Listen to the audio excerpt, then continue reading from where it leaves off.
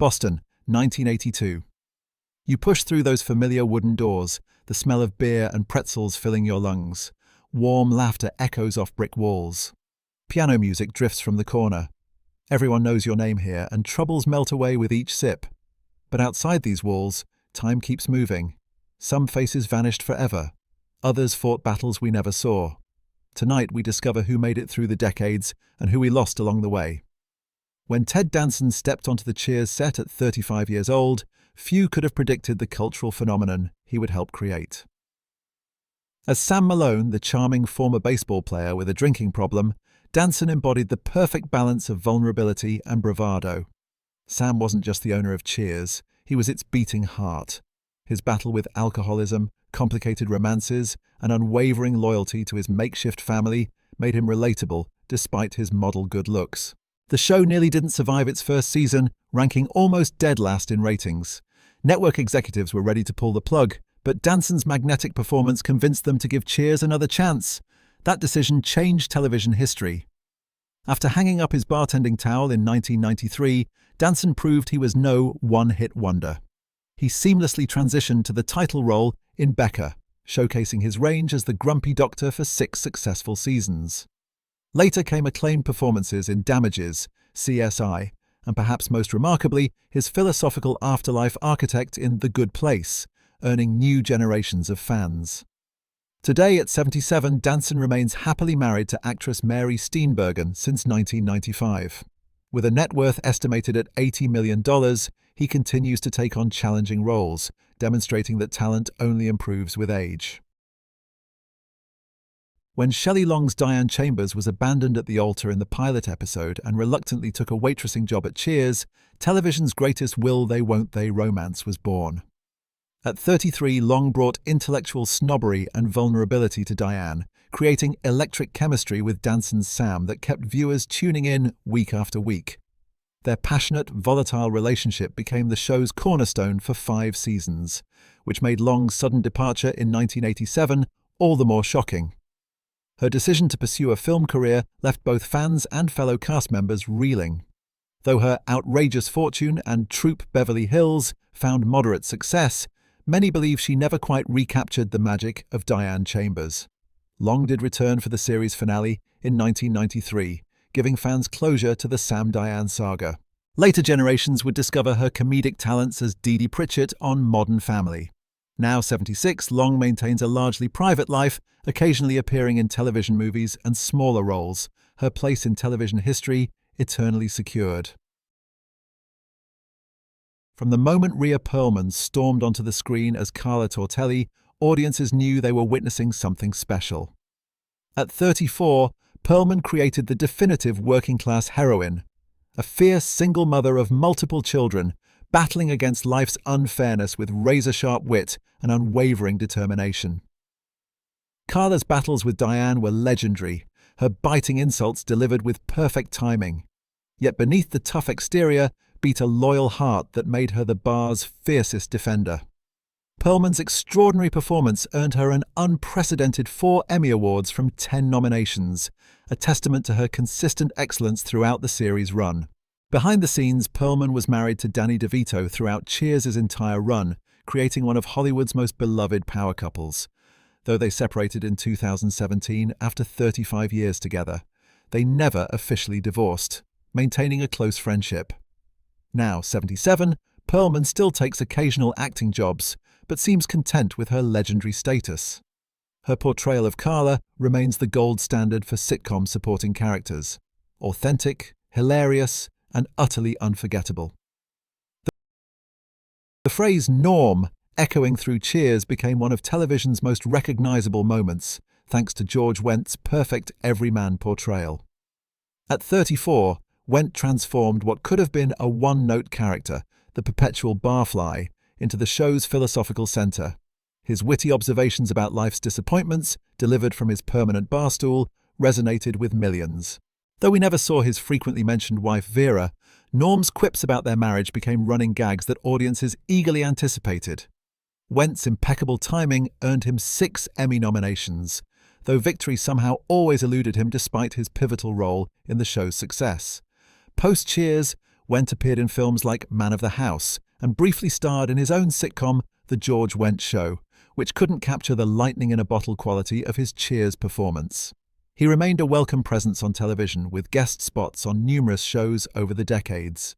The news of George Wendt's passing on May 20th, 2025, at his California home sent shockwaves through generations of fans.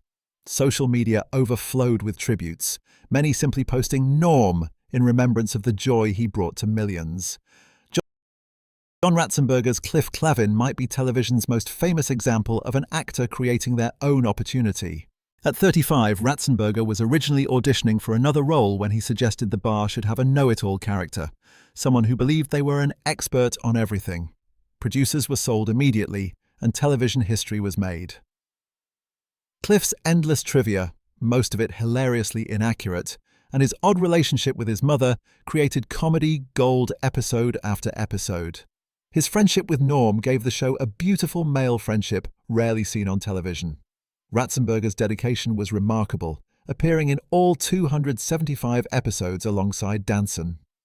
After Cheers, Ratzenberger found unexpected success as Pixar's good luck charm, voicing characters in every Pixar film from Toy Story's Ham to Elemental's Fuse. This lucrative voice work, combined with his Made in America manufacturing advocacy, has built his net worth to an estimated $80 million. Today at 78, Ratzenberger remains energetic and grateful, often citing Cliff Clavin as the role that changed his life forever. His distinctive voice continues to delight new generations through animation, while classic TV fans will always remember him perched at the bar, ready to share another dubious fact. When producers introduced Dr. Frasier Crane as Diane's new boyfriend for a few episodes in Season 3, no one could have predicted the character would span 3 decades of television. At 29, Kelsey Grammer brought intellectual pretension and surprising vulnerability to the psychiatrist role that would define his career. Frasier's evolution from Diane's rebound to a core member of the Cheers family demonstrated Grammer's remarkable range. His romance and eventual marriage to fellow psychiatrist Lilith Sternin, Bebe Neuwirth, gave the show some of its most memorable moments, their clinical approach to life creating perfect comedy. The spin-off Frasier became perhaps the most successful television spin-off in history, running 11 seasons and winning 37 Emmy Awards. More remarkably, Grammer played the character continuously for 20 years across 3 different series, a television record. Behind his professional success, Grammer endured unimaginable personal tragedies.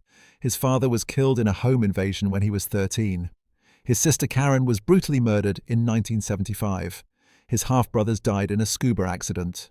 These losses contributed to battles with substance abuse that he eventually overcame. Today at 70, with a net worth of $80 million, Grammer returned to his iconic role in the 2023 Frasier reboot, bringing the beloved character to a new generation while delighting longtime fans. When Nicholas Colasanto passed away during Cheers' 3rd season, producers faced the impossible task of replacing the beloved Coach. Their solution came in the form of 24-year-old Woody Harrelson.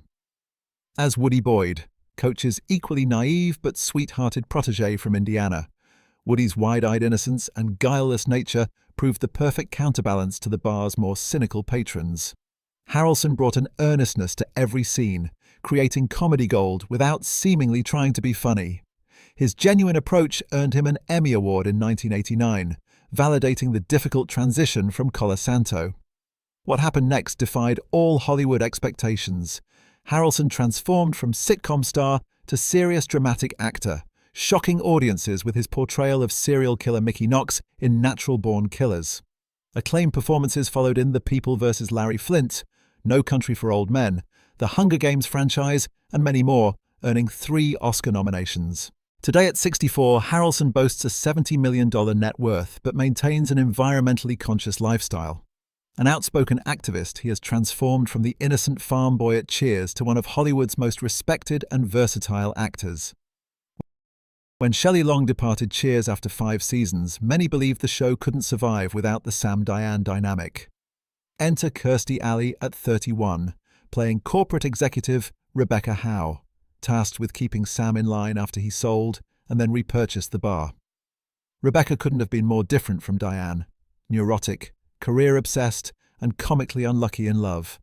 Her unrequited crush on her millionaire boss Evan Drake and later disastrous relationship with Robin Colcord provided fresh comedic territory. Ally's physical comedy skills and vulnerability won over skeptical viewers, ultimately earning her an Emmy and Golden Globe in 1991. Post-Cheers, Ally found success with Veronica's Closet and the Look Who's Talking films opposite John Travolta. Her larger-than-life personality made her perfect for reality television, winning Dancing with the Stars in 2011 and appearing on Celebrity Big Brother. Throughout her career, her public struggles with weight and candid approach to aging endeared her to fans. The announcement of Kirstie Alley's death on December 5, 2022, from colon cancer stunned the entertainment world. At 71, her passing seemed premature, especially as she had kept her diagnosis private. Tributes poured in from castmates and fans, remembering her fearless comedy and distinctive laugh. The heart of the original Cheers belonged to Nicholas Colasanto's coach, Ernie Pantuso.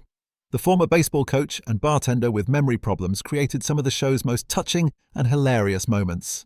His gentle confusion and kind heart made him the bar's moral center. Unknown to many viewers, Colasanto was battling serious heart disease during filming, often exhausted between takes. His health declined dramatically during the third season, and he passed away from a heart attack on February 12, 1985, at just 61 years old. The show handled his passing with remarkable sensitivity.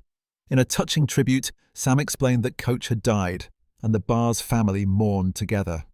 Perhaps most movingly, a picture of Geronimo that Colasanto had kept in his dressing room was placed in the bar's back set, visible throughout the remaining seasons, a quiet memorial to the beloved actor. Coach's legacy lived on through Woody, who brought similar innocence to the bar, but for many longtime fans, the show was never quite the same without Colasanto's warmth and humanity. When Bebe Neuwirth first appeared as Dr. Lilith Sternin in Season 4, her ice-cold demeanor and analytical approach to everything created immediate comedy gold. Initially a date for Frasier arranged by Diane, Lilith evolved into his intellectual equal, eventual wife, and mother of his son, Frederick. Lilith's robotic personality and monotone delivery provided perfect contrast to the warm atmosphere of Cheers. Neuwirth's impeccable comedic timing earned her 2 Emmy Awards for the role, which she continued into the Frasier spin-off as a recurring character.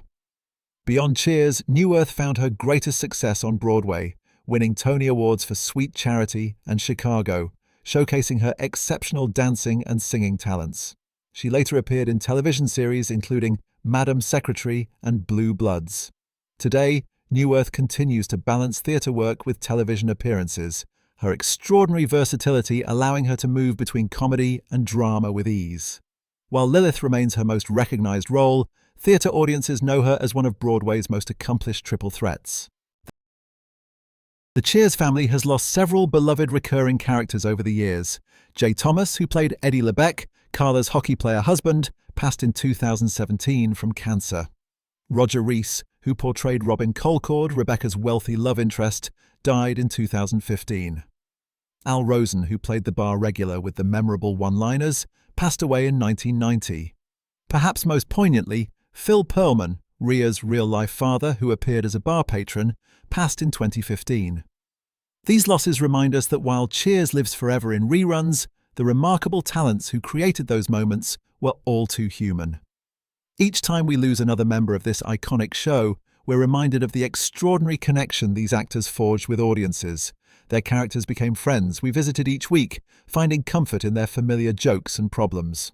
Through their talents, they created a place where everybody knows your name, a television achievement that will never be forgotten, cherished across generations, and celebrated as one of the most iconic moments in entertainment history.